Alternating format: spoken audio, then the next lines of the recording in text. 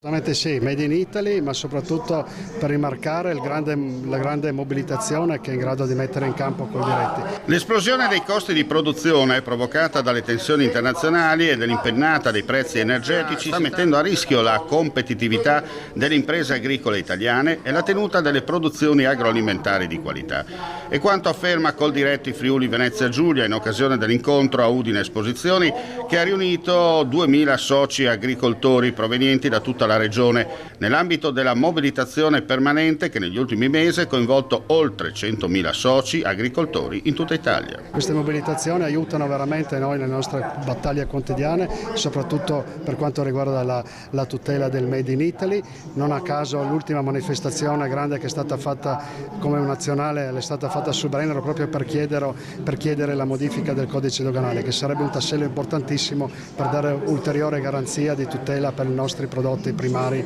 quindi per il nostro Made in Italy. Un'escalation che rischia di compromettere le coltivazioni, gli investimenti e la capacità produttiva delle aziende agricole, proprio mentre i prezzi riconosciuti agli agricoltori continuano a non coprire adeguatamente i maggiori costi sostenuti. Un'impennata, quella derivante dal conflitto in Medio Oriente, che pesa sull'economia delle aziende circa 250 euro in più ad ettaro, facendo sì che siano ancora una volta le imprese agricole a pagare il conto delle tensioni geopolitiche e di scelte europee che hanno reso il continente dipendente dall'estero per input strategici come i fertilizzanti. È la nostra forza, ma perché poi noi cerchiamo sempre di portare a casa i risultati, quindi lo dobbiamo a tutti questi soci che sono sempre con noi, al nostro fianco. La politica poi lo deve, perché quando vede così tanta gente e così tante aziende, imprenditori che ci credono, vuol dire che qualcosa bisogna fare, quindi dobbiamo andare avanti così per mantenere sempre alta l'attenzione sull'agricoltura, che è un